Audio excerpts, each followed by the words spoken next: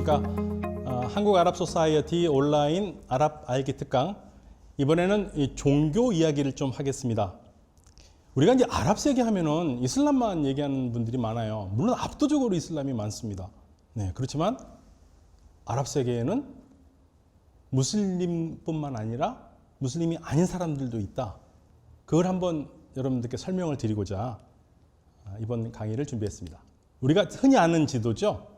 전 세계를 보시면 이슬람교가 퍼져 있는데, 전 세계 종교로 세계에서 두 번째로 신자가 많은 종교인데 대다수는 순니파입니다.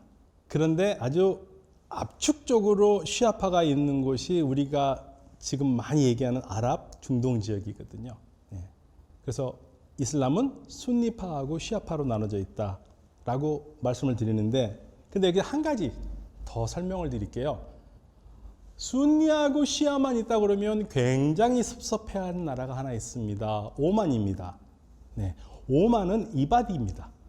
그러니까 많은 분들이 이바디는 뭐냐 처음 들어보셨을 텐데, 이바디는요 아주 단순하게 말씀드리면 순니파하고 시아파의 중간이라고 보시면 돼요. 그래서 이슬람은 적어도 우리가 순니파, 시아파, 이바디 있다고 얘기를 하셔야지 아랍 세계에서 조금 좀 있어 보입니다. 네, 오만은 이바디다. 자, 그러면 아랍의 종교를 한번 보시면 아랍 세계의 압도적인 종교인 이슬람은 순니파, 시아파, 그리고 이바디 이 세 파가 있다고 말씀을 드릴 수 있고요. 이들은 사실상 똑같은 믿음을 가지고 있죠. 유일신을 믿고 있고, 그리고 예언자 무함마드의 믿음을 따르고 있는데, 그럼 왜 이렇게 갈리느냐?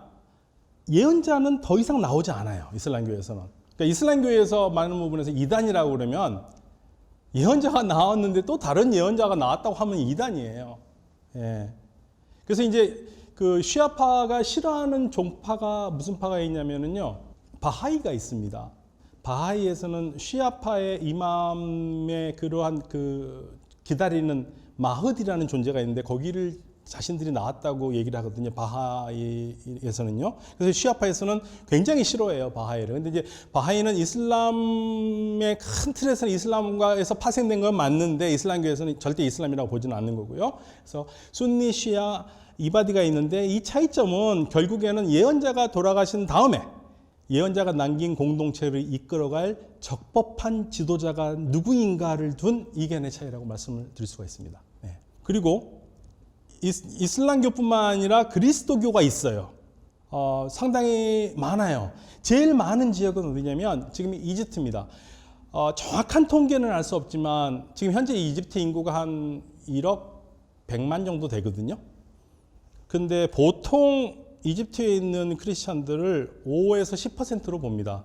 10%만 봐도 1000만이 넘잖아요. 그래서 보통 우리가 한 1500만 정도 되지 않나 이렇게 보는데, 그럼 이집트의 크리스찬들은 누구냐? 이집트의 대다수의 이집트 정교가 바로 그 콥트입니다. 이 콥트라는 말을 좀 생각해 볼게요. 콥트는 아랍에서는, 우리가 이제 현대 아랍어에서는 이집트를 미스르라고 그러는데요. 이 이집트라는 말을 고대 그리스인들은 아이깁토스라고 불렀습니다. 아이깁토스에서 이집트가 나오고요. 아이깁토스에서 아랍인들이 꿉드라고 불렀어요. 꿉드가 라틴어의 콥두스로 들어가게 되고요. 콥두스가 영어에서 콥트가 되는 겁니다. 그래서 이제 우리는 그 서양의 영향을 받아가지고 콥트교 그러는데, 콥트교는 잘못된 말이죠. 이집트 정교회입니다. 그리고 무슬림들이 대다수의 압도적인 다수를 차지하고 국가를 이루는데, 즉 무슬림이 대다수의 압도적인 다수를 차지하는데도 불구하고 이슬람교를 예를 들면 국교로 하지 않을 수가 있습니다. 예를 들면 시리아 같은 경우가 그런 거거든요. 시리아는 무슬림들이 압도적인 다수고 아랍어를 쓰는 국가인데, 여기는 사회주의를 선택하기 때문에 국교라는 이슬람교라는 것을 국교를 선택하지는 않았거든요. 그리스도인들이 국가를 이루는 중요한 역할을 한 나라가 있습니다. 레바논입니다. 레바논은 아랍 순니, 아랍 시아, 그리고 아랍 크리스찬 셋이서 만든 나라거든요. 프랑스가 사실은 자신들을 열심히 도왔던 마론파 크리스찬을 위해서 만든 국가가 레바논인데, 그러니까 레바논에는 크리스찬들이 많이 있습니다. 물론 지금은 많은 크리스찬들이 떠나서 예전에는 거의 60%를 차지했지만 지금은 20% 정도밖에 남아있지는 않습니다만은, 역시 레바논은 중요한 크리스찬들에게 중요한 곳입니다. 즉 중동에는요 이집트, 레바논과 같이 크리스찬들이 상당히 많은 나라가 있는가 하면 또 전혀 생각지도 않았던 곳에 크리스찬들이 많은 곳도 있어요. 예를 들면 이라크에도 크리스찬들이 많이 있습니다. 이라크도 2003년 미군이 침공하기 전까지는 이라크의 크리스찬들은 150만 정도로 봤어요. 근데 지금은 미군 침공 이후 그다음에 IS 뭐 테러 이런 것 때문에 많은 사람들이 이라크를 떠나서 지금 한 25만 정도만 남아 있다고 얘기하는데 역시 크리스찬들이 많이 있는 곳입니다. 그래서 중동은 단순하게 이슬람만 종교가 있는 곳은 아니다. 그리스도교가 있고, 그리고 아시다시피 아랍인들이 살고 있는 중동이라는 지역이 그리스도교가 시작한 곳이에요. 네. 그 많은 부분이 그리스도교 하면 로마, 그리스 뭐 이렇게만 생각하시는데 그리스도교 역사에서 가장 먼저 교회가 생긴 곳이 바로 중동 아랍 지역이거든요. 지금 팔레스타인 지역이지 않습니까? 예. 그러다 보니까 이 그리스도교가 중요한 역할을 차지하는 곳임에도 불구하고 사람들이 자꾸만 아랍 하면은 뭐 크리스찬들만 없고 무슬림만 있다고 생각합니다. 제가 공부했을 때 저의 그 아랍어 선생님이요, 그 팔레스타인 크리스찬이셨거든요. 그분이 저한테 하는 말 있었어요. 많은 사람들이 자꾸만 이스라엘 팔레스타인 문제를 이슬람과 유대교 문제로 하는데 무슨 말을 그렇게 하는지 모르겠다.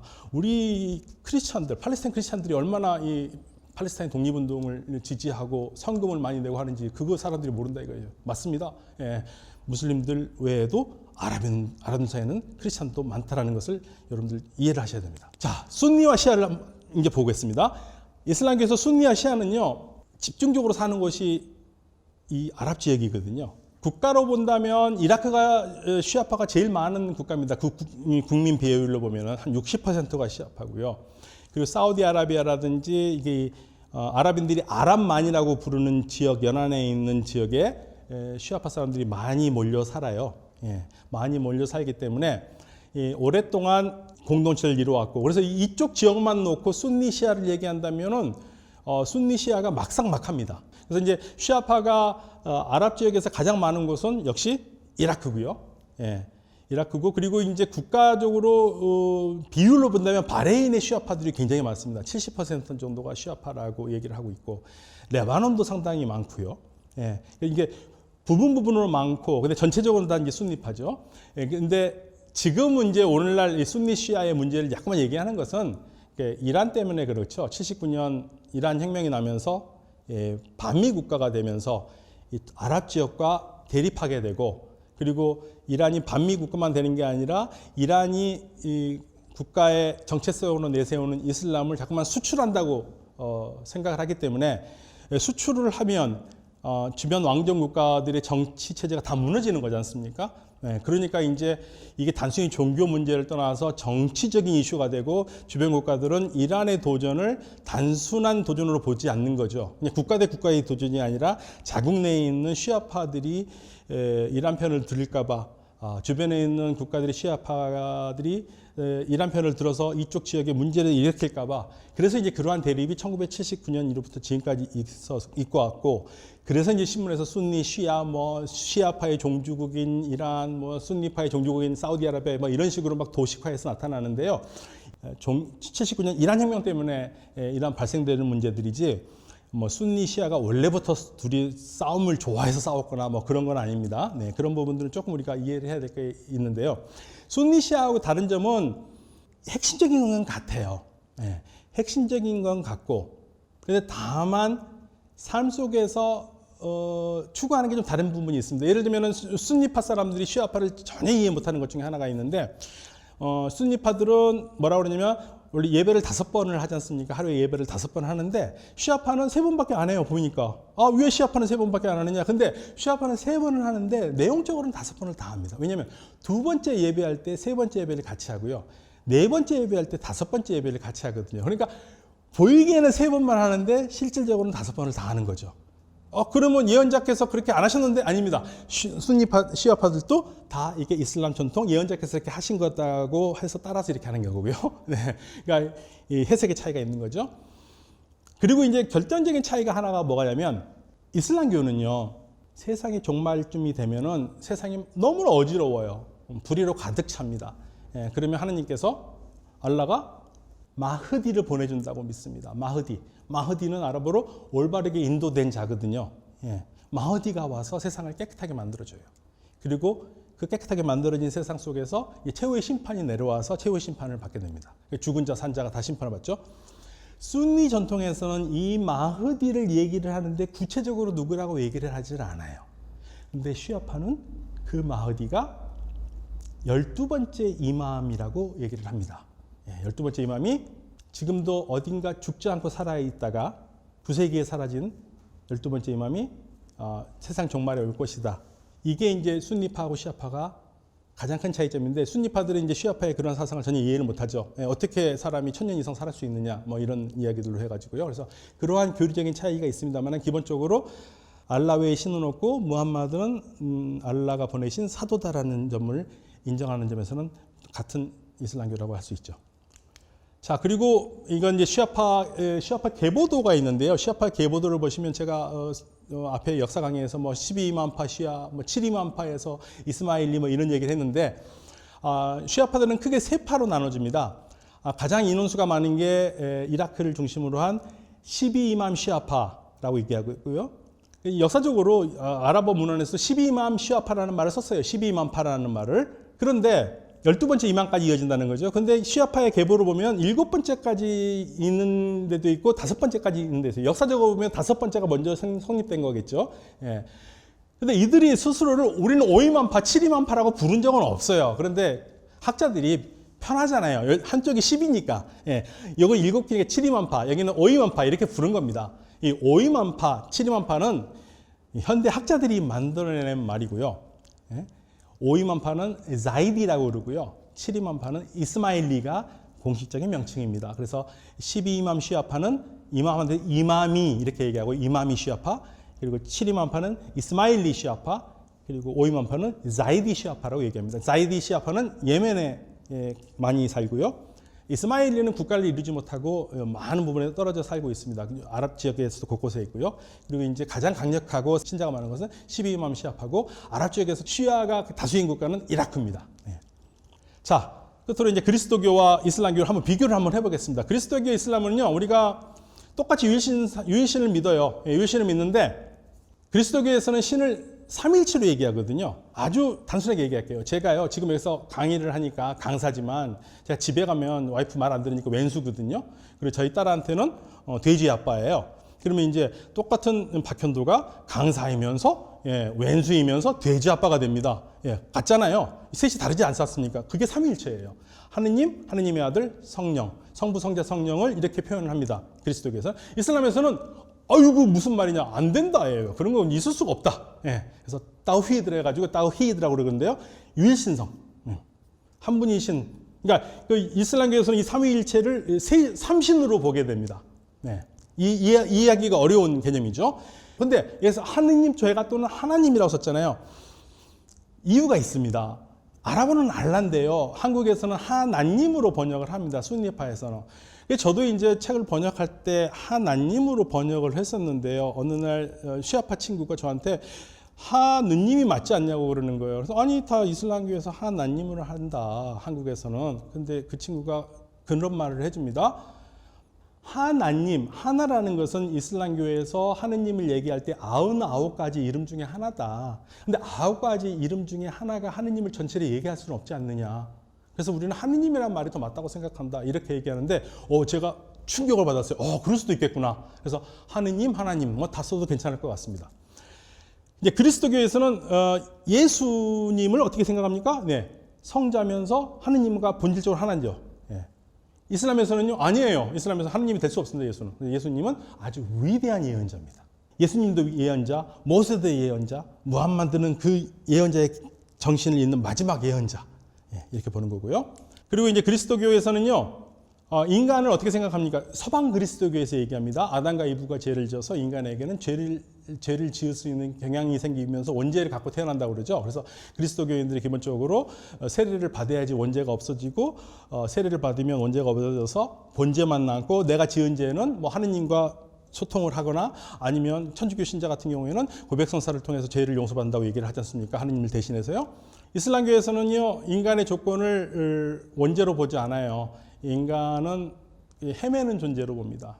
죄가 있는 인간이 아닙니다. 그냥 무슬림에서 가장 이해 못하는 게 그리스도교의 원죄 개념입니다. 어떻게 위대하신 하나님께서 인간을 죄인으로 만드실 수 있느냐. 네, 자비로우신 분이신데, 그래서 이제 그리스도교에서는요, 인간이 죄를 지어서 이 죄를 씻고 구원을 받는 게 중요한 개념이죠. 구원을 어떻게 받습니까? 예수님을 믿음으로써 구원을 받죠. 예, 그래서 구원을 받고 어디로 갑니까? 하느님 나라로 갑니다. 물론 하느님 나라라는 것은 공간적인 개념은 아니에요. 하느님이 통치하시는 곳을 하느님 나라라고 부릅니다. 예, 근데 우리는 이제 쉽게 하느님 나라 하면 공간을 얘기하죠. 하느님의 통치하시는 그러한 것이 이루어지는 곳을 하느님 나라라고 그러거든요.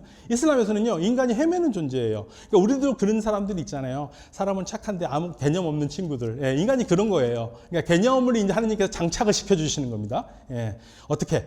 예언자의 계시를 통해서 인도를 하는 거죠. 그러니까 이슬람에서 가장 중요한 핵심 언어는요, 인도입니다. 인도. 아랍어는 하다. 예. 이흐디나 시라탈 무스타킴 하지 않습니까? 우리를 올바른 길로 인도하소서. 네. 그래서 올바른 길로 인도를 하는데요. 그 인도를 할 때 뭐가 합니까? 하느님께서 내려주신 말씀, 꾸란 계시. 예. 그래서 인간이 꾸란 계시를 통해서 어떤 길을 갑니까? 고든 길을 갑니다.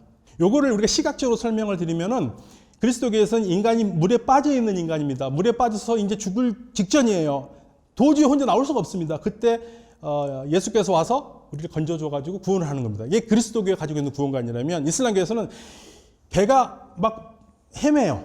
예. 근데 갑자기 등대가 번쩍번쩍 비치면서 길을 비춰줍니다. 예. 그래서 그 길을 따라서 가는 거. 이게 바로 이슬람에서 말하는 구원관. 이게 시각적으로 단순하게 얘기하면 이렇게 얘기할 수 있습니다. 자, 이제 끝으로 그리스도교를 보겠습니다. 그리스도교는요, 굉장히 다양해요. 중동 지역에서는 우리가 알고 보기보다 훨씬 다양합니다. 그래서 우리가 크게 로마 카톨릭, 그다음에 우리가 그리스 종교를 얘기하는데, 원래 초대교회에서 중요한 역할을 한 이 중동 지역의 종교를 우리가 오리엔트 종교라고 그러거든요. 그래서 이제 그리스도교인들이 서로 싸웠어요. 예수님이 어떤 분이냐는 걸 싸워가지고 교회가 많이 갈립니다. 431년 공의회를 따르지 않는 사람들 해서 그 사람들이 살던 곳이 주로 페르시아에서 살았거든요. 이 사람들은 쓰는 언어들이 아시리아어, 즉 예수께서 썼던 아람어의 방언이죠. 예, 그 방언을 쓰던 사람이 페르시아 지역에 살았고, 그들이 이제 네스토리우스파라고 사람들이 막 불렀었어요. 이 사람들이 바로 경교, 네스토리우스파 교회라고 하는 사람들이 아시리아 교회입니다. 그리고 451년에 교회의 결정에 따르지 않는 사람들이 있었어요. 그래서 이제 그게 지금 이집트 정교회, 아르메니아 정교회, 그리고 시리아 정교회, 그리고 이디오피아 정교회, 이런 교회들이 그런 소위 말해서 오리엔트 정교들입니다. 그리고 이제 이들과 거리를 두고 나왔던 주류파가 지금 우리가 알고 있는 로마 카톨릭, 그다음에 그리스 정교거든요. 이런 식으로 다 나눠져 있는데, 이 중동에는, 아랍 지역에는 이러한 달라진 교회들이 다 있어요. 대단히 중요한 역할을 하고 있습니다. 언어적으로는 아랍어를 쓰는 사람들이 있는가 하면은 예수께서 썼던 아람어를 지금도 쓰고 있는 사람들도 있고요. 그게 이제 시리아 교회라고 그러거든요. 그래서 여러 교회가 있다는 것을 말씀드리고요. 끝으로 이 그리스도교가 어떻게 나눠져 있는 걸 보시면, 이 성묘성당이죠. 예수의 무덤이라고 하는 거, 골고타, 아람어로는 골고타였고, 이제 이게 라틴어로 깔바가 되고, 깔바가 이제 캘버리가 되는데, 해골산이라고 하는 곳에 예수께서 묻혔던 무덤이 있던 곳이다 해가지고 여기 이제 성당을 만들어 놨는데, 이 성당을 지금도 그리스도교 교회가 6교회가 나눠서 안에를 교역을 지배하고 있어요. 그리스 정교회, 아르메니아 정교회, 로마 카톨릭, 이집트 정교회, 그리고 이디오피아 정교회, 그리고 시리아 정교회, 6개 교회가 들어가가지고 이렇게 서로 구역을 나눠서 있고요.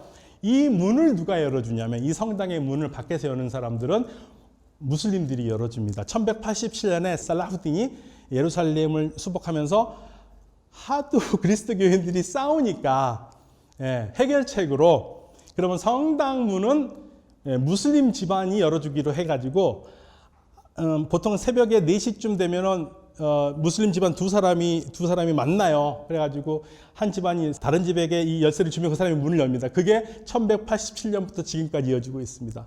얼마나 이 중동의 종교가 재밌느냐? 이스라엘이니까요. 여기는 이스라엘이죠.